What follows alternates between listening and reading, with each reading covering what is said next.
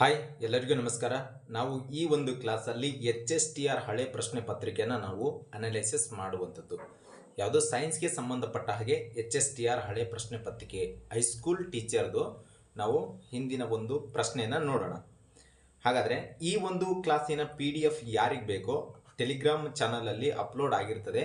Boss academy ಅಂತೇಳಿ Telegram channel ಇದೆ. ಈ ವಿಡಿಯೋದ ಒಂದು ಡಿಸ್ಕ್ರಿಪ್ಷನಲ್ಲಿ ಆ ಟೆಲಿಗ್ರಾಮ್ ಚಾನಲ್ದ ಒಂದು ಲಿಂಕ್ ಇದೆ.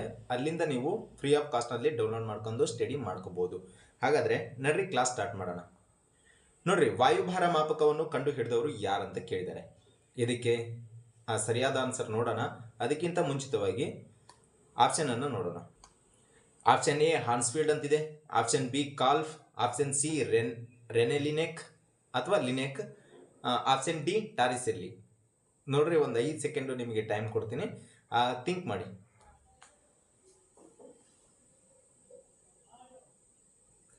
ಇದಕ್ಕೆ ಸರಿಯಾದ ಆನ್ಸರ್ ಬಂದ್ಬಿಟ್ಟು option C is the right answer, Rene Laennec ಅಥವಾ ಲಿನೆಕ್ ಅಂತೇಳಿ. ವಾಯುಭಾರ ಮಾಪಕವನ್ನು ಕಂಡು ಹಿಡಿದವ್ರು ಯಾರಂದ್ರೆ ಲಿನೆಕ್ ಅಂತೇಳಿ. ಇಲ್ಲಿದೆ ನೋಡ್ರಿ, ಇದೇ ವಾಯುಭಾರ ಮಾಪಕ. ಡಯಾಗ್ರಾಮ್ ಕೂಡ ನಿಮಗೆ ಕೊಟ್ಟಿರುವಂಥದ್ದು. ಹಾಗಾದ್ರೆ ಈ ಹಾನ್ಸ್ಫೀಲ್ಡ್ ಅಂದ್ರೆ ಯಾರು? ಇವ್ರ ಪೂರ್ಣ ಹೆಸರು ಏನಂದ್ರೆ ಸರ್ ಗಾಡ್ಫ್ರಿ ನೋಬೋಲ್ಟ್ ಹಾನ್ಸ್ಫೀಲ್ಡ್ ಅಂತೇಳಿ ಇವರ ಪೂರ್ಣ ಹೆಸರು ಆಗಿರುವಂಥದ್ದು. ಇವರು ಸಿಟಿ ಸ್ಕ್ಯಾನಿಂಗ್ ಅನ್ನ ಕಂಡು ಹಿಡಿದಿರ್ತಾರೆ. ಸಿಟಿ ಸ್ಕ್ಯಾನಿಂಗ್ ಅನ್ನ ಕಂಡು ಹಿಡಿದವರು ಇವರು. ಈ ಸಿಟಿ ಸ್ಕ್ಯಾನ್ ಅಲ್ಲಿ ಯಾವ ಒಂದು ಕಿರಣ ಅಥವಾ ಬಳಸ್ತಾರಂದ್ರೆ ಎಕ್ಸ್ರೇಸ್ ಬಳಸ್ತಾರೆ ನೋಡ್ರಿ. ಎಕ್ಸ್ರೇಸ್ ಅಥವಾ ಕ್ಷ ಕಿರಣ ಅಂತ ಹೇಳಿ ಹೇಳ್ತೀವಿ. ಸಿಟಿ ಸ್ಕ್ಯಾನ್ ಅಲ್ಲಿ ಕ್ಷ ಕಿರಣ ಅಥವಾ ಎಕ್ಸ್ರೇಸ್ ಅನ್ನ ಬಳಸುವಂಥದ್ದು. ಬೇರೆ ಬೇರೆ ಎಕ್ಸಾಮ್ಗಳಿಗೆ ಇದ್ರ ಫುಲ್ ಫಾರ್ಮ್ ಕೇಳಿಬಿಡ್ತಾರೆ. ಇದ್ರ ಫುಲ್ ಫಾರ್ಮ್ ಏನಪ್ಪಾ ಅಂತ ಹೇಳಿದ್ರೆ ಕಂಪ್ಯೂಟೆಡ್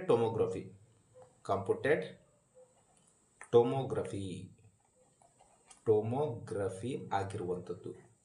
ಕಂಪ್ಯೂಟೆಡ್ ಟೊಮೋಗ್ರಫಿ ಇದರ ಒಂದು ಫುಲ್ ಫಾರ್ಮ್ ಆಗಿರುವಂಥದ್ದು. ಹಾಗಾದ್ರೆ ಕಾಲ್ಫ್ ಅಂದ್ರೆ ಯಾರು? ವಿಲಿಯಂ ಜೋನ್ಸ್ ಕಾಲ್ಫ್ ಅಂತೇಳಿ ಕರಿತೀವಿ ಇದರ ಪೂರ್ಣ ಹೆಸರು. ಇವರು ಆರ್ಟಿಫಿಷಿಯಲ್ ಕಿಡ್ನಿ ಡಯಾಲಿಸಿಸ್ ಮಷೀನ್ ಅನ್ನ ಕಂಡು ಹಿಡಿದವರು. ಇವರು ಕಾಲ್ಫ್ ರವರು ಏನ್ ಮಾಡಿದ್ದಾರೆ, ಕೃತಕವಾದ ಒಂದು ಮೂತ್ರಪಿಂಡ ಡಯಾಲಿಸಿಸ್ ಮಾಡುವಂತ ಮಿಷನ್ ಅನ್ನ ಕಂಡು ಹಿಡಿದವರು ಇವರು. ಯಾರು? ಕಾಲ್ಫ್. ಲಿನೆಕ್ ರವರು ನಿಮ್ಗೆ ಗೊತ್ತೇ ಇದೆ, ವಾಯುಭಾರ ಮಾಪಕವನ್ನು ಕಂಡು ಹಿಡಿದವರು. ಟಾರಿಸೆಲ್ಲಿ ಇವರು ಏನಂದ್ರೆ ಪೂರ್ಣ ಹೆಸರು ಎವಾಂಜಲಿಸ್ಟ ಟಾರಿಸೆಲ್ಲಿ ಇವರ ಪೂರ್ಣ ಹೆಸರು. ಇವರು ವಾಯುಮಂಡಲದ ಒತ್ತಡದ ಬಗ್ಗೆ ಏನ್ ಮಾಡಿದ್ದಾರೆ, ಇವರು ಪ್ರತಿಪಾದಿಸಿದ್ದಾರೆ. ವಾಯುಮಂಡಲದ ಒಂದು ಒತ್ತಡದ ಬಗ್ಗೆ ಏನ್ ಮಾಡಿದರೆ ಪ್ರತಿಪಾದಿಸಿರುವಂಥದ್ದು ಯಾರು? ಟಾರಿಸೆಲ್ಲಿ. ಹಾಗಾದ್ರೆ ನೆಕ್ಸ್ಟ್ ಕ್ವಶನ್ ಅನ್ನ ನೋಡೋಣ. ನೋಡ್ರಿ, ಮಾನವನ ದೇಹದ ಒಳಗೆ, ಇದು ಬಹಳ ಇಂಪಾರ್ಟೆಂಟ್, ಒಳಗೆ ಅಂತ ಕೇಳಿದ್ದಾರೆ, ಇರುವ ಅತಿ ದೊಡ್ಡ ಅಂಗ ಯಾವುದು? ಮಾನವನ ದೇಹದ ಒಳಗೆ ಇರುವ ಅತಿ ದೊಡ್ಡ ಅಂಗ ಯಾವುದಂತ ಪ್ರಶ್ನೆ ಕೇಳಿದ್ದಾರೆ. ಆಪ್ಷನ್ ಇ ಚರ್ಮ, ಆಪ್ಷನ್ ಬಿ ಪಿತ್ತಕೋಶ, ಆಪ್ಷನ್ ಸಿ ಮೆದುಜೀರಕ ಗ್ರಂಥಿ, ಆಪ್ಷನ್ ಡಿ ಮೂತ್ರಜನಕಾಂಗ. ನೋಡಿ, ಥಿಂಕ್ ಮಾಡಿ. ಇದಕ್ಕೆ ಸರಿಯಾದ ಆನ್ಸರ್ ಬಂದು ಮೆದುಜೀರಕ ಗ್ರಂಥಿ ಇಸ್ ದ ರೈಟ್ ಆನ್ಸರ್. ನಿಮಗೆ ಈಗ ತಲೆಯಲ್ಲಿ ಒಂದು ಕನ್ಫ್ಯೂಷನ್ ಆಗಿರ್ಬೋದು, ತಲೆಯಲ್ಲಿ ನಿಮಗೆ ಕನ್ಫ್ಯೂಷನ್ ಆಗಿರ್ಬೋದು. ಏನಪ್ಪಾ ಅಂದ್ರೆ ಸರ್, ಮಾನವನ ಅತಿ ದೊಡ್ಡ ಅಂಗ ಚರ್ಮ ಅಲ್ಲೇನ್ರಿ ಅಂತೇಳಿ ನೀವು ಕೇಳ್ಬೋದು. ಹೌದು, ಮಾನವನ ಅತಿ ದೊಡ್ಡ ಅಂಗ ಚರ್ಮ ಹೌದು. ಬಟ್ ಇಲ್ಲಿ ಕ್ವಶನ್ ಏನು ಕೇಳಿದ್ದಾರೆ, ಮಾನವನ ದೇಹದ ಒಳಗಡೆ ಅಂತ ಕೇಳಿದ್ದಾರೆ. ಮಾನವನ ದೇಹದ ಒಳಗಡೆ ಇರುವ ಅತಿ ದೊಡ್ಡ ಅಂಗ ಯಾವುದು ಅಂತ ಕೇಳಿದ್ರೆ ಮೆದುಜೀರಕ ಗ್ರಂಥಿ ಅಥವಾ ಪ್ಯಾಂಕ್ರಿಯಾಸ್ ಅಂತ ನಾವು ಕರೆಯುವಂಥದ್ದು. ಪ್ಯಾಂಕ್ರಿಯಾಸ್ ಅಥವಾ ಮೆದುಜೀರಕ ಗ್ರಂಥಿ ಅಂತೇಳಿ ಕರೆಯುವಂಥದ್ದು. ಹಾಗಾದ್ರೆ ಈ ಪಿತ್ತಕೋಶ ಅಂದ್ರೆ ಏನು? ಇದು ಚರ್ಮ ಅಂತ ಗೊತ್ತು. ಚರ್ಮದ ಬಗ್ಗೆ ಅಧ್ಯಯನ ಮಾಡೋದಕ್ಕೆ ನಾವು ಏನಂತ ಕರಿತೀವಿ? ಡರ್ಮಿಟಾಲಜಿ ಅಂತ ಕರೆಯುವಂಥದ್ದು. ಪಿತ್ತಕೋಶ ಮತ್ತು ಪಿತ್ತಕೋಶನೂ ಹೌದಲ್ಲಂತೆ ಒಬ್ಬೊಬ್ರಿಗೆ ಕನ್ಫ್ಯೂಷನ್ ಆಗಿರ್ಬೋದು. ಪಿತ್ತಕೋಶ ಬೇರೆ, ಪಿತ್ತ ಜನಕಾಂಗ ಬೇರೆ. ಪಿತ್ತಕೋಶ ಬೇರೆ, ಪಿತ್ತ ಜನಕಾಂಗ ಬೇರೆ. ಪಿತ್ತಕೋಶ ಅಂದ್ರೆ, ಪಿತ್ತ ಜನಕಾಂಗ ಅಂದ್ರೆ ನೋಡೋಣ. ಹಂಗಂದ್ರೆ ಲಿವರ್ ಇದೆಯಲ್ಲ, ಇದು ಪಿತ್ತ ಜನಕಾಂಗ. ಪಿತ್ತಕೋಶ ಅಂದ್ರೆ ಲಿವರ್ನ ಕೆಳಭಾಗದಲ್ಲಿ ಒಂದು ಗ್ರೀನ್ ವಸ್ತು ಭಾಗ ಇರ್ತದೆ. ಅದಕ್ಕೆ ನಾವು ಏನಂತ ಕರಿತೀವಿ? ಪಿತ್ತಕೋಶ ಅಂತ ಕರೆಯುವಂಥದ್ದು. ಈ ಗ್ರೀನ್ ಒಂದು ಭಾಗ ಇರ್ತದಲ್ಲ, ಅದಕ್ಕೆ ಪಿತ್ತಕೋಶ ಅಂತ ಕರಿತೀವಿ. ಪಿತ್ತ ಜನಕಾಂಗ ಅಂದ್ರೆ ಲಿವರ್. ಮೂತ್ರಜನಕಾಂಗ ಅಂದ್ರೆ ಈ ಇದು ಮೂತ್ರಜನಕಾಂಗ ಅಂದ್ರೆ ಕಿಡ್ನಿ ಅಂತ ಕರಿತೀವಿ. ಇದ್ರ ಮೇಲ್ಗಡೆ ಇರುವಂತದ್ದೇ ಅಡ್ರಿನಲ್ ಗ್ರಂಥಿ.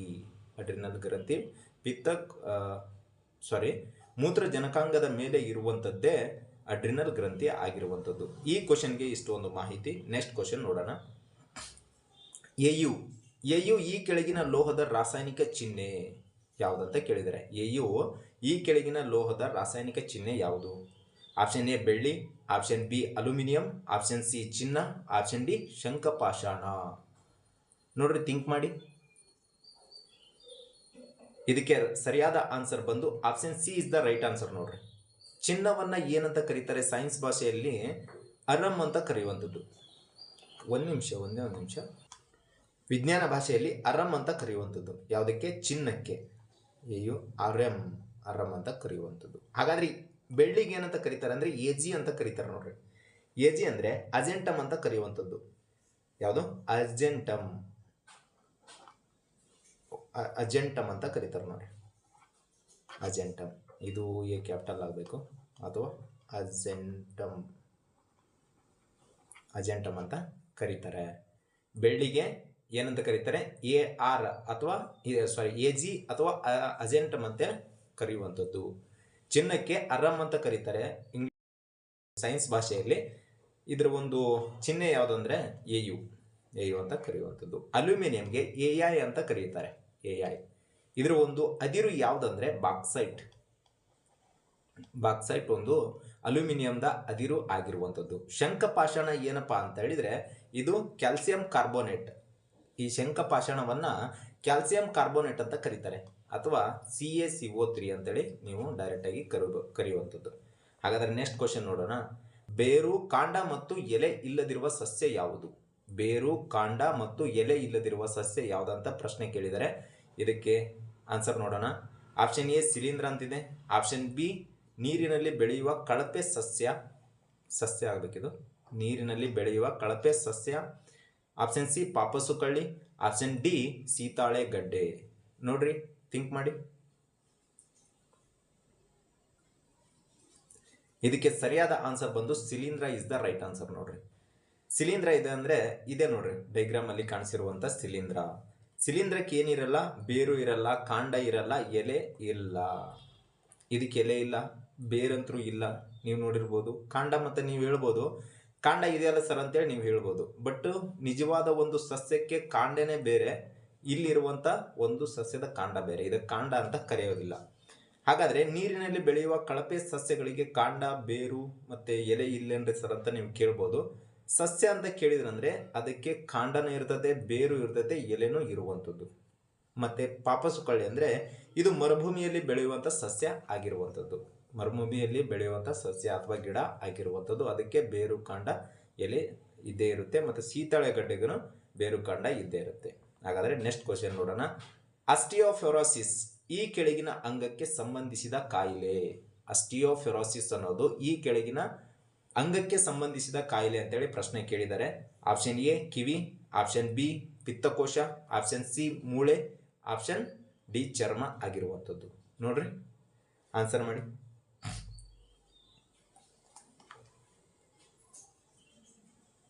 ಇದಕ್ಕೆ ಸರಿಯಾದ ಆನ್ಸರ್ ಬಂದು option C is the right answer.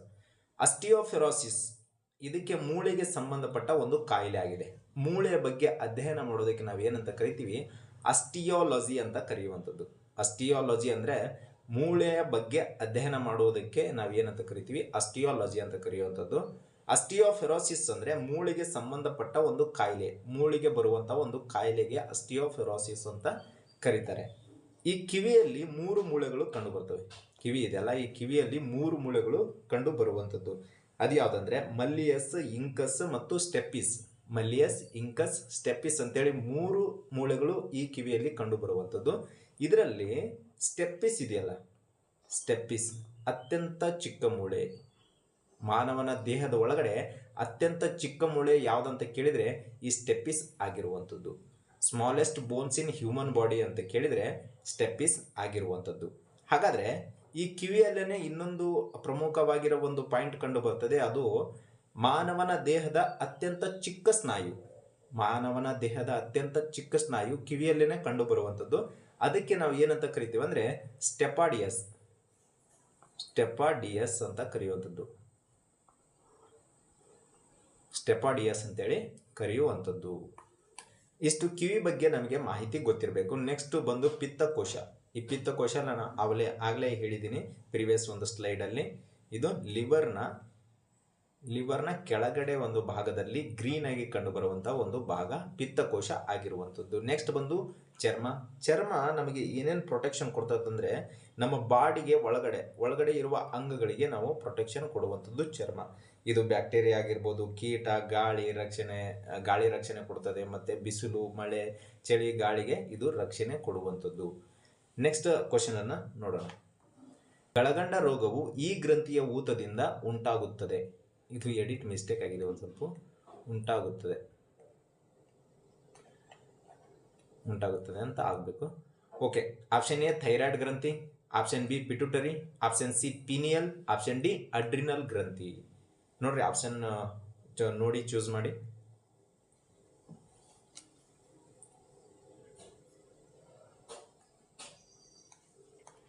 ಇದಕ್ಕೆ ಸರಿಯಾದ ಆನ್ಸರ್ ಬಂದು ಥೈರಾಯ್ಡ್ ಗ್ರಂಥಿ. ನೋಡ್ರಿ, ಗಳಗಂಡ ರೋಗಕ್ಕೆ ಕಾರಣವಾದ ಒಂದು ಗ್ರಂಥಿ ಯಾವುದು ಅಂದ್ರೆ ಥೈರಾಯ್ಡ್ ಗ್ರಂಥಿ. ಈ ಥೈರಾಯ್ಡ್ ಗ್ರಂಥಿ ಬಗ್ಗೆ ನಾವು ನೆಕ್ಸ್ಟ್ ಒಂದು ಸ್ಲೈಡ್ ಅಲ್ಲಿ ನೋಡೋಣ ಡೈಗ್ರಾಮ್ ಮುಖಾಂತರ. ಈಗ ಒಂದು ಉಳಿದಿರುವಂತ ಆಪ್ಷನ್ ಮೇಲೆ ನಾವು ಡಿಸ್ಕಷನ್ ಮಾಡೋಣ. ಆಪ್ಷನ್ ಬಿ ಇದೆಲ್ಲ ಪಿಟ್ಯೂಟರಿ. ಈ ಪಿಟ್ಯೂಟರಿ ಗ್ರಂಥಿ ಇರುವುದು ತಲೆ ಭಾಗದಲ್ಲಿ, ಮೆದುಳಿನಲ್ಲಿ ಇರುವಂಥದ್ದು. ಬಟಾಣಿ ಕಾಳಿನಷ್ಟೇ ಚಿಕ್ಕದು ಆಗಿರುವಂಥದ್ದೇ ಪಿಟ್ಯೂಟರಿ ಗ್ರಂಥಿ. ಈ ಪಿಟ್ಯೂಟರಿ ಗ್ರಂಥಿಯು ಗ್ರಂಥಿಗಳ ರಾಜ ಅಂತ ಕರೀತಾರೆ. ಯಾಕಂದ್ರೆ ಎಲ್ಲಾ ಗ್ರಂಥಿಗಳ ನಿಯಂತ್ರಣದಲ್ಲಿ ಇಟ್ಟುಕೊಳ್ಳುವುದೇ ಯಾವುದಂದ್ರೆ ಈ ಒಂದು ಪಿಟ್ಯೂಟರಿ ಗ್ರಂಥಿ. ಈ ಪಿಟ್ಯೂಟರಿ ಗ್ರಂಥಿ ಚಿಕ್ಕ ಒಂದು ಮಕ್ಕಳಲ್ಲಿ ಜಾಸ್ತಿ ಸ್ರವಿಕೆ ಆಯ್ತಂದ್ರೆ ದೈತ್ಯಾಕಾರದಲ್ಲಿ ಮನುಷ್ಯ ಬೆಳೆಯುವಂಥದ್ದು. ಇದೇ ಒಂದು ಪಿಟ್ಯೂಟರಿ ಗ್ರಂಥಿ ಸ್ರವಿಕೆ ಆಗ್ಲಿಲ್ಲ ಅಂದ್ರೆ ಕುಬ್ಜತೆಯಲ್ಲಿ ಕಂಡು ಬರ್ತದೆ ಮಕ್ಕಳಲ್ಲಿ. ಇನ್ನೊಂದ್ಸರಿ, ಈ ಪಿಟ್ಯೂಟರಿ ಗ್ರಂಥಿ ಇದೆಯಲ್ಲ, ಈ ಪಿಟ್ಯೂಟರಿ ಗ್ರಂಥಿಯು ಚಿಕ್ಕ ಮಕ್ಕಳಲ್ಲಿ ಹೆಚ್ಚು ಸ್ರವಿಕೆ ಆಯ್ತಂದ್ರೆ ದೈತ್ಯಾಕಾರದಲ್ಲಿ ಮನುಷ್ಯ ಬೆಳೆಯುವಂಥದ್ದು. ಇದೇ ಒಂದು ಪಿಟ್ಯೂಟರಿ ಗ್ರಂಥಿ ಹೆಚ್ಚು ಸ್ರವಿಕೆ ಆಗಲಿಲ್ಲ ಮಕ್ಕಳಲ್ಲಿ ಅಂತ ಹೇಳಿದ್ರೆ ಕುಬ್ಜತೆ ಕಂಡು ಬರುವಂಥದ್ದು. ಹಾಗಾದ್ರೆ ಇದಕ್ಕೆ ಮಾಸ್ಟರ್ ಆಫ್ ಗ್ಲ್ಯಾಂಡ್ ಅಂತಾನೂ ಕೂಡ ಕರೆಯುವಂಥದ್ದು. ಯಾವುದಕ್ಕೆ? ಪಿಟ್ಯೂಟರಿ ಗ್ರಂಥಿ ಮಾಸ್ಟರ್ ಆಫ್ ಗ್ಲ್ಯಾಂಡ್ ಅಂತ ಕರೀತಾರೆ, ಅಥವಾ ಗ್ರಂಥಿಗಳ ರಾಜ. ಎದಕ್ಕಂದ್ರೆ ಎಲ್ಲಾ ಗ್ರಂಥಿಗಳ ನಿಯಂತ್ರಣ ಮಾಡುವಂಥದ್ದೇ ಯಾವುದಂದ್ರೆ ಈ ಒಂದು ಪಿಟ್ಯೂಟರಿ ಗ್ರಂಥಿ ಆಗಿರುವಂಥದ್ದು. ನೆಕ್ಸ್ಟ್ ಬಂದು ಪೀನಿಯಲ್ ಗ್ರಂಥಿ. ಈ ಪೀನಿಯಲ್ ಗ್ರಂಥಿ ಇದೆಯಲ್ಲ, ಇದು smallest gland in human body, ಅಂದ್ರೆ ಅತ್ಯಂತ ಚಿಕ್ಕ ಒಂದು ಗ್ರಂಥಿ ಆಗಿರುವಂಥದ್ದು. ಇದು ಕೂಡ ಮೆದುಳಿನಲ್ಲಿ ಇರುವಂಥದ್ದು. ಈ ಒಂದು ಪೀನಿಯಲ್ ಗ್ರಂಥಿಯು ಅದಕ್ಕೆ ಜೈವಿಕದ ಗಂಟೆ ಅಥವಾ ನಿದ್ರೆ ಎಚ್ಚರಿಸುವ ಒಂದು ಗಂಟೆ ಅಂತ ಕರೀತಾರೆ. ಯಾವುದಕ್ಕೆ? ಪೀನಿಯಲ್ ಗ್ರಂಥಿ. ಅತ್ಯಂತ ಮಾನವನ ದೇಹದಲ್ಲಿ ಅತ್ಯಂತ ಚಿಕ್ಕ ಗ್ರಂಥಿ ಯಾವುದು? ಪೀನಿಯಲ್ ಗ್ರಂಥಿ. ಅದರ ನಂತರ ಬರುವುದೇ ಪಿಟ್ಯೂಟರಿ ಗ್ರಂಥಿ ಆಗಿರುವಂಥದ್ದು. ಯಾವುದು? ಫಸ್ಟ್ನೇದ್ದು ಪೀನಿಯಲ್ ಗ್ರಂಥಿ, ಪೀನಿಯಲ್ ಗ್ರಂಥಿ, ನಂತರದ್ದೇ ಪಿಟ್ಯೂಟರಿ ಗ್ರಂಥಿ. ಪಿಟ್ಯೂಟರಿ ಗ್ರಂಥಿ ಸಣ್ಣ ಗ್ರಂಥಿ, ಅದಾದ ನಂತರ ಸಣ್ಣ ಗ್ರಂಥಿ ಬರುವುದೇ ಪಿಟ್ಯೂಟರಿ ಗ್ರಂಥಿ. ಈ ಅಡ್ರಿನಲ್ ಗ್ರಂಥಿ ಎಲ್ಲಿರ್ತದಂದ್ರೆ ಈ ಕಿಡ್ನಿಯಲ್ಲಿ ಮೂತ್ರಜನಕಾಂಗ ಇರ್ತದಲ್ಲ, ಅದ್ರ ಮೇಲ್ಗಡೆ ತ್ರಿಭುಜ ಆಕಾರದಲ್ಲಿ ಕಂಡು ಬರುವಂಥದ್ದು. ಇದಕ್ಕೆ ಅದು ಅಡ್ರಿನಲ್ ಗ್ರಂಥಿ ಅಂತ ಕರೆಯುವಂಥದ್ದು. ಈ ಒಂದು ಅಡ್ರಿನಲ್ ಗ್ರಂಥಿಗೆ ಭಾವನೆಗಳ ಗ್ರಂಥಿ ಅಂತ ಕರೀತಾರೆ. ಒಬ್ಬ ಕೋಪ ಬರೋದು ಈ ಗ್ರಂಥಿಯಿಂದ, ಈ ಅಡ್ರಿನಲ್ ಗ್ರಂಥಿಯಿಂದ ಒಬ್ಬ ಮನುಷ್ಯ ಕೋಪಗೊಳ್ಳೋದು, ಸಂತೋಷಗೊಳ್ಳೋದು ಇದೇ ಒಂದು ಗ್ರಂಥಿಯ ಸ್ರವಿಕೆಯಿಂದ ಆಗಿರ್ತದೆ. ಹಾಗಾದ್ರೆ ನೆಕ್ಸ್ಟ್ ಒಂದು ಕ್ವಶನ್ ನೋಡೋಣ. ಕ್ವಶನ್ ನೋಡೋಕ್ಕಿಂತ ಮುಂಚಿತವಾಗಿ ಥೈರಾಯ್ಡ್ ಗ್ರಂಥಿ ಹೇಳಿದ್ನಲ್ಲ, ಇದು ಗಂಟಲ ಭಾಗದಲ್ಲಿ ಕಂಡು ಬರುವಂಥದ್ದು. ಈ ಭಾಗದಲ್ಲಿ ಕಂಡು ಬರುವಂಥದ್ದು. ಇದು ಎಚ್ ಆಕಾರದಲ್ಲಿ ಕಂಡು ಬರುವ ಒಂದು ಗ್ರಂಥಿಯಾಗಿದೆ. ಈ ಒಂದು ಗ್ರಂಥಿಗೆ ಊತ ಬರುತ್ತೆ. ಇಲ್ಲಿದೆ ನೋಡ್ರಿ, ಈ ತರ ಊತ ಬರುವಂಥದ್ದು. ಇದು ಎದಕ್ಕೆ ಅಂದ್ರೆ ನಮ್ಮ ಮಾನವನ ದೇಹದಲ್ಲಿ ಕ್ಯಾಲ್ಸಿಯಂ ಪ್ರಮಾಣ ಕಡಿಮೆ ಆದ್ರೆ ಈ ಒಂದು ಗ್ರಂಥಿ ಊದ್ಕೊಳ್ಳುತ್ತೆ. ಅದಕ್ಕೆ ನಾವು ಏನಂತ ಕರಿತೀವಿ? ಸರಳ ಗಾಯಿಟರ್ ಅಥವಾ ಗಳಗಂಡ ರೋಗ. ಗಳಗಂಡ ರೋಗ ಅಥವಾ ಗಾಯಿಟರ್ ಅಂತ ಕರಿತೀವಿ. ಗಾಯಿಟರ್ ರೋಗ ಅಂತೇಳಿ ಕರೆಯುವಂಥದ್ದು. ಇದ್ರ ಒಳಗಡೆ ಇನ್ನೊಂದು ಗ್ರಂಥಿ ಇರ್ತದೆ. ಈ ಥೈರಾಯ್ಡ್ ಗ್ರಂಥಿ ಒಳಗಡೆ ಯಾವುದು ಗ್ರಂಥಿ ಇರ್ತದೆ ಅಂದ್ರೆ ಪ್ಯಾರಾಥೈರಾಯ್ಡ್ ಇರ್ತದೆ. ಈ ಪ್ಯಾರಾಥೈರಾಯ್ಡ್ ಗ್ರಂಥಿಯು ಗ್ರಂಥಿಗಳ ಗ್ರಂಥಿ ಅಂತೇಳಿ ಕರೆಸಲ್ಪಡುತ್ತೆ. ಈಗ ಪ್ಯಾರಾಥೈರಾಯ್ಡ್ ಗ್ರಂಥಿ ಇದೆಯಲ್ಲ, ಪಿಟ್ಯೂಟರಿ ನಿಯಂತ್ರಣಕ್ಕೆ ಒಳಪಡಲ್ಲ. ಅಂದ್ರೆ ನಾವು ಹಿಂದಿನ ಸ್ಲೈಡ್ ಅಲ್ಲಿ ನಾವು ಹೇಳಿದ್ವಿ ಏನು, ಮಾಸ್ಟರ್ ಆಫ್ ಗ್ಲ್ಯಾಂಡ್ ಪಿಟ್ಯೂಟರಿ ಗ್ರಂಥಿಯು ಎಲ್ಲಾ ಗ್ರಂಥಿಗಳನ್ನ ನಿಯಂತ್ರಣವಾಗಿ ಇಟ್ಟುಕೊಳ್ಳುತ್ತಂತೇಳಿ. ಬಟ್ ಯಾವುದನ್ನ ಬಿಟ್ಟು ಅಂದ್ರೆ ಈ ಪ್ಯಾರಾಥೈರಾಯ್ಡ್ ಗ್ರಂಥಿ ಇದೆಯಲ್ಲ, ಅದನ್ನ ಬಿಟ್ಟು ಎಲ್ಲಾ ಒಂದು ಗ್ರಂಥಿಯನ್ನ ನಿಯಂತ್ರಣದಲ್ಲಿ ಇಟ್ಟುಕೊಳ್ಳುವಂಥದ್ದು. ಹಾಗಾದ್ರೆ ಸ್ವತಂತ್ರವಾಗಿರುವ ಗ್ರಂಥಿ ಯಾವುದಂದ್ರೆ ಪ್ಯಾರಾಥೈರಾಯ್ಡ್ ಗ್ರಂಥಿ ಆಗಿರುವಂಥದ್ದು. ಹಾಗಾದ್ರೆ ನೆಕ್ಸ್ಟ್ ಕ್ವಶನ್ ನೋಡೋಣ. ಏಳನೇ ಕ್ವಶನು, ಓಜೋನ್ ಪ್ರಮಾಣ ಕಡಿಮೆ ಆಗುತ್ತಿರುವುದಕ್ಕೆ ಮುಖ್ಯ ಕಾರಣ ಯಾವುದು ಅಂತ ಕೇಳಿದರೆ, ಈ ಓಜೋನ್ ಇಲ್ಲಿದೆ ನೋಡ್ರಿ, ಇದೇ ಓಜೋನ್ O3 ಅಂತ ಕರಿತೀವಿ ಓಜೋನ್ಗೆ. ಈ ಓಜೋನ್ ಪ್ರಮಾಣ ಕಡಿಮೆ ಆಗುವುದಕ್ಕೆ ಏನು ಕಾರಣ ಅಂತೇಳಿ ಈ ಒಂದು ಆಪ್ಷನ್ ಅಲ್ಲಿ ಕೊಟ್ಟಿದ್ದಾರೆ, ನೋಡೋಣ. ಆಪ್ಷನ್ ಎ ಕ್ಲೋರೋಫ್ಲೋರೋ ಕಾರ್ಬನ್ ಅಂತಿದೆ, ಆಪ್ಷನ್ ಬಿ ಕ್ಲೋರೋಫ್ಲೋರೋ ಫ್ಲೋರೈಟ್ ಅಂತಿದೆ, option B. Option C chlorofluoro nitrate ಅಂತೆ ಇರುವಂಥದ್ದು, ಆಪ್ಷನ್ ಡಿ ಕ್ಲೋರೋಫ್ಲೋರೋ ಸಲ್ಫೇಟ್ ಅಂತೇಳಿ ಇರುವಂಥದ್ದು. ಹಾಗಾದರೆ ನೋಡ್ರಿ, ಆನ್ಸರ್ ಮಾಡಿ. ಇದಕ್ಕೆ ಸರಿಯಾದ ಆನ್ಸರ್ ಬಂದು option A is the right answer, chlorofluoro carbon.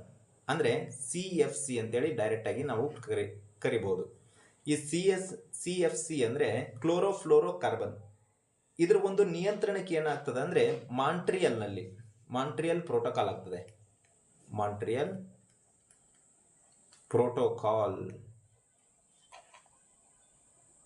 Protocol ಆಗುವಂಥದ್ದು ಎಷ್ಟರಲ್ಲಿ ಅಂದರೆ 1987ರಲ್ಲಿ ಆಗುವಂಥದ್ದು. 1987ರಲ್ಲಿ ಮಾಂಟ್ರಿಯಲ್ ಪ್ರೋಟೋಕಾಲ್ ಆಗುವಂಥದ್ದು. ಯಾವುದಕ್ಕೆ ಅಂದರೆ CFC ನಿಯಂತ್ರಣ ಮಾಡಲಿಕ್ಕೆಗೋಸ್ಕರ. ಅಂದರೆ ESC ಡ್ರೈ ಕೂಲರ್ಗಳಲ್ಲಿ CFC ಬಳಸ್ತಾರೆ, ಅಂದರೆ ಕ್ಲೋರೋಫ್ಲೋರೋ ಬಳಸ್ತಿದ್ರು. ಯಾವಾಗ? 1987ರಲ್ಲಿ. ಮಾಂಟ್ರಿಯಲ್ ಪ್ರೋಟೋಕಾಲ್ ಆದಮೇಲೆ ಇದನ್ನ ಬಂದ್ ಮಾಡಿದ್ರು ಬಳಸೋದಕ್ಕೆ. ಅದರ ಬದಲಾಗಿ ಯಾವುದನ್ನು ಬಳಸಿದ್ರು ಅಂದರೆ HFC ಅಂದರೆ ಹೈಡ್ರೋಫ್ಲೋರೋ ಕಾರ್ಬನ್. ಏನು? Hydrofluoro carbon. ಯಾವುದರ ಬದಲಾಗಿ? CFCಯ ಬದಲಾಗಿ ಹೈಡ್ರೋಫ್ಲೋರೋ ಕಾರ್ಬನ್. ಏನು? Hydrofluoro carbon.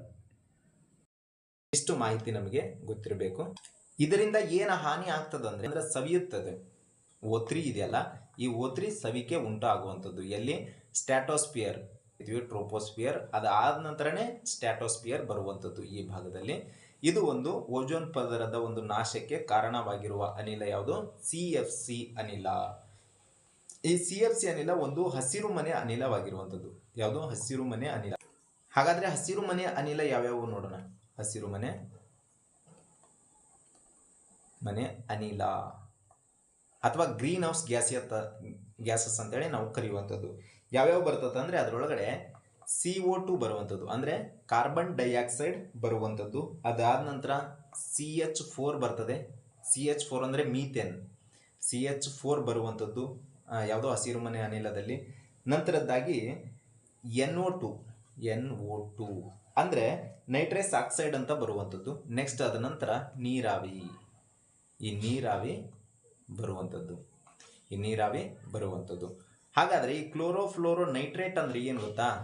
ಈ ಸ್ಫೋಟಕದಲ್ಲಿ ಏನು ಮಾಡ್ತಾರೆ, ರಾಸಾಯನಿಕ ಕ್ರಿಯೆ ಮಾಡಲಿಕ್ಕೋಸ್ಕರ ಏನು ಮಾಡ್ತಾರೆ, ಈ ನೈಟ್ರೈಟ್ ಆಕ್ಸೈಡನ್ನು ಅಥವಾ ಕ್ಲೋರೋಫ್ಲೋರೋ ನೈಟ್ರೇಟನ್ನು ಬಳಸುವಂಥದ್ದು.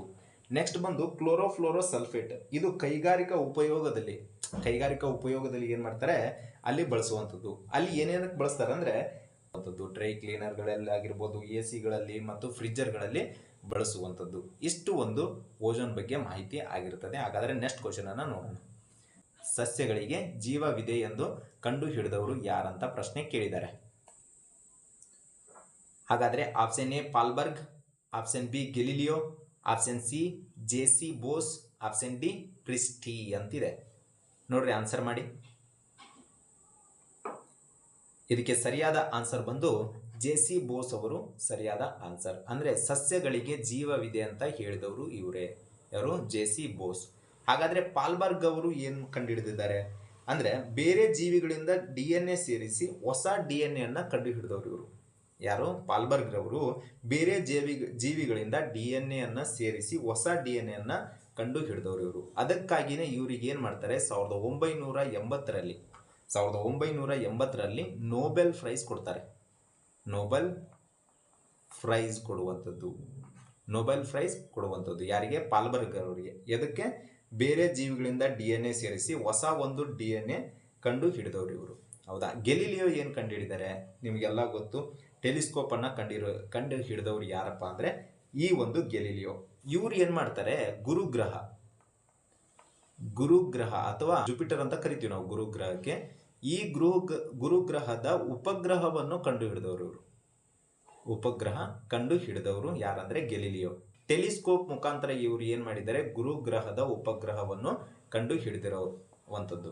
ಹಾಗಾದ್ರೆ ಗುರುಗ್ರಹದ ಉಪಗ್ರಹ ಯಾವ್ಯಾವ್ದು ಕಂಡು ಹಿಡಿದಿದ್ದಾರೆ ಅಂದರೆ ಒಂದೆದ್ದು ಅಯೋ ಕಂಡುಹಿಡಿದಿದ್ದಾರೆ, ಮತ್ತು ಯುರೋಪ್ ಕಂಡುಹಿಡಿದಿದ್ದಾರೆ. ಯುರೋಪ್ ಎರಡನೇದಾಗಿ ಯುರೋಪ್ ಬರ್ತದೆ, ಮತ್ತು ಮೂರನೇದಾಗಿ ಗ್ಯಾನಿಮೇಡ್ ಅಂತ ಕರೀತಾರೆ. ನಾಲ್ಕನೇದಾಗಿ ಬಂದಿದೆ ಕ್ಯಾಲಿಸ್ಟೋ ಬರುವಂಥದ್ದು. ಇಡೀ ಸೌರಮಂಡಲದಲ್ಲಿ ಅತ್ಯಂತ ದೊಡ್ಡ ಉಪಗ್ರಹ ಯಾವುದಂತ ಕೇಳಿದರೆ ಈ ಒಂದು ಗ್ಯಾನಿಮೇಡ ಯಾವುದರ ಒಂದು ಉಪಗ್ರಹ ಅಂದರೆ ಗುರುಗ್ರಹದ ಒಂದು ಉಪಗ್ರಹ ಗ್ಯಾನಿಮೇಡ ಆಗಿರ್ತದೆ. ಮತ್ತು ಸೌರಮಂಡಲದಲ್ಲಿ ಅತ್ಯಂತ ದೊಡ್ಡ ಉಪಗ್ರಹ ಯಾವುದಂದ್ರೆ ಈ ಒಂದು ಗ್ಯಾನಿಮೇಡ ಆಗಿರುವಂಥದ್ದು. ಗೆಲಿಲಿಯೋ ಕಂಡು ಹಿಡಿದಿರುವಂಥದ್ದು. ಹಾಗಾದ್ರೆ ಪ್ರಿಸ್ಟೆ ಅಂದ್ರೆ ಏನ್ ಕಂಡು ಹಿಡಿದಾರೆ ಅಂದ್ರೆ ಇವ್ರ ಹೆಸರು ಜೋಸೆಫ್ ಪ್ರಿಸ್ಟೆ ಅಂತ ಕರೀತಾರೆ. ಇವರು ಆಕ್ಸಿಜನ್ ಅನ್ನ ಅನ್ವೇಷಣೆ ಮಾಡಿರುವಂಥದ್ದು. ಯಾವುದು ಆಕ್ಸಿಜನ್, ನಾವು ಉಸಿರಾಡ್ತೀವಲ್ಲ ಗಾಳಿ, ಆಕ್ಸಿಜನ್ ಅನ್ನ ಇವರು ಕಂಡು ಹಿಡಿದಿರುವಂಥದ್ದು. ಯಾರು? ಜೋಸೆಫ್ ಪ್ರಿಸ್ಟೆ ಅವರು. ಹಾಗಾದ್ರೆ ನೆಕ್ಸ್ಟ್ ಕ್ವಶನ್ ಅನ್ನ ನೋಡೋಣ. ಕೃತಕ ಉಪಗ್ರಹದ ಶಕ್ತಿಯ ಮೂಲ ಯಾವುದಂತ ಕೇಳಿದರೆ, ಕೃತಕ ಉಪಗ್ರಹದ ಶಕ್ತಿಯ ಮೂಲ option A battery, option B magnet energy, option C solar battery, option D ಮೇಲಿನ ಯಾವುದೂ ಅಲ್ಲ ಅಂತ ಕೇಳಿದ್ದಾರೆ. ಮೇಲಿನ ಯಾವುದೂ ಅಲ್ಲ ಅಂತ ಹೇಳಿದ್ದಾರೆ. ಇದು ತಪ್ಪಾದ ಒಂದು ಆಪ್ಷನ್. ಹಾಗಾದ್ರೆ ನೋಡ್ರಿ, ಆನ್ಸರ್ ಮಾಡಿ. ಇದಕ್ಕೆ ಸರಿಯಾದ answer option C is the right answer. Solar battery, solar panel. ನೀವು ಇಲ್ಲೇ ನೋಡ್ಬೋದು, ಈ ಉಪಗ್ರಹ ಇದೆಯಲ್ಲ ಇಲ್ಲೇ ನೋಡ್ಬೋದು, ಇದ್ರ ಮೇಲ್ಗಡೆ ಸೋಲಾರ್ ಪ್ಯಾನಲ್ಗಳನ್ನ ಅಳವಡಿಸಿರುವಂಥದ್ದು. ಹಾಗಾದ್ರೆ ಈ ಬ್ಯಾಟ್ರಿ ಬಗ್ಗೆ ನೋಡೋಣ. ಬ್ಯಾಟ್ರಿ ಬಗ್ಗೆ, ಈ ಬ್ಯಾಟ್ರಿಯನ್ನ ಲಿಥಿಯಂ ಅಯಾನ್ ಬ್ಯಾಟ್ರಿಯಿಂದ ನಿರ್ಮಾಣ ಆಗಿರುವಂಥದ್ದು. ಯಾವುದಂದ್ರೆ ಈ ಬ್ಯಾಟ್ರಿಗಳು. ಈ ಬ್ಯಾಟ್ರಿಯಲ್ಲಿ ಅತ್ಯಂತ ಏನು ಇರ್ತದೆ ಇದರೊಳಗಡೆ ಅಂದರೆ ಸಲ್ಫ್ಯೂರಿಕ್ ಆಸಿಡ್ ಇರುವಂಥದ್ದು. ಸಲ್ಫ್ಯೂರಿಕ್ ಆಸಿಡ್ ಇರುವಂಥದ್ದು. ಮತ್ತು ಈ ಒಂದು ಬ್ಯಾಟ್ರಿ ಯಾವ ಒಂದು ಮೂಲದ ಮೇಲೆ ಕಾರ್ಯನಿರ್ಮಾಣ ಆಗುತ್ತಂತ ಹೇಳಿದ್ರೆ ರಾಸಾಯನಿಕ ಶಕ್ತಿಯಿಂದ ವಿದ್ಯುತ್ ಶಕ್ತಿ ನಿರ್ಮಾಣ ಆಗುವಂಥದ್ದು. ಯಾವುದಂದ್ರೆ ಈ ಬ್ಯಾಟ್ರಿ. ನೆಕ್ಸ್ಟ್ ಬಂದು ಮ್ಯಾಗ್ನೆಟಿಕ್ ಎನರ್ಜಿ. ಈ ಒಂದು ಮ್ಯಾಗ್ನೆಟಿಕ್ ಎನರ್ಜಿ ಒಂದು ಫೀಲ್ಡ್ ಅಲ್ಲಿ ಟೆಸ್ಲಾ ಕಂಪನಿ ಏನ್ ಮಾಡಿದ್ರೆ ಒಂದು ಹಿಡಿತವನ್ನ ಸಾಧಿಸಿರುವಂಥದ್ದು. ಹಾಗಾದ್ರೆ ನೆಕ್ಸ್ಟ್ ಕ್ವಶನ್ ಅನ್ನು ನೋಡೋಣ. ನೆಕ್ಸ್ಟ್ ಕ್ವಶನ್ ಬಂದು 10ನೇ ಕ್ವಶನ್. ನಾವು ಹಿಮಾಲಯ ಪರ್ವತವನ್ನು ಹತ್ತಿದಾಗ ನಮಗೆ ಉಸಿರು ಕಟ್ಟಿದಂತಾಗಲು ಕಾರಣವೇನಂತ ಕೇಳಿದರೆ, ಆಪ್ಷನ್ ಎ ಇಲ್ಲಿ ಬಹಳ ಶೀತವಿರುತ್ತದೆ ಅಂತ ಕೇಳಿದರೆ, ಆಪ್ಷನ್ ಎ. ಆಪ್ಷನ್ ಬಿ ಅಲ್ಲಿ ಗಾಳಿಯ ಸಾಂದ್ರತೆ ಕಡಿಮೆ ಇದ್ದು ಆಮ್ಲಜನಕದ ಪ್ರಮಾಣ ಕ್ಷೀಣಿಸಿರುತ್ತದೆ ಅಂತ ಕೇಳಿದರೆ, ಆಪ್ಷನ್ ಸಿ ಅಲ್ಲಿ ಗಾಳಿಯ ಸಾಂದ್ರತೆ ಹೆಚ್ಚಿದ್ದು ಆಮ್ಲಜನಕದ ಪ್ರಮಾಣ ಕ್ಷೀಣಿಸಿರುತ್ತದೆ ಅಂತ ಕೇಳಿದರೆ, ಆಪ್ಷನ್ ಡಿ ಇಲ್ಲಿ ಹಿಮ ಜಾಸ್ತಿ ಅಂತ ಇರುವಂಥದ್ದು. ನೋಡ್ರಿ, ಆನ್ಸರ್ ಮಾಡಿ.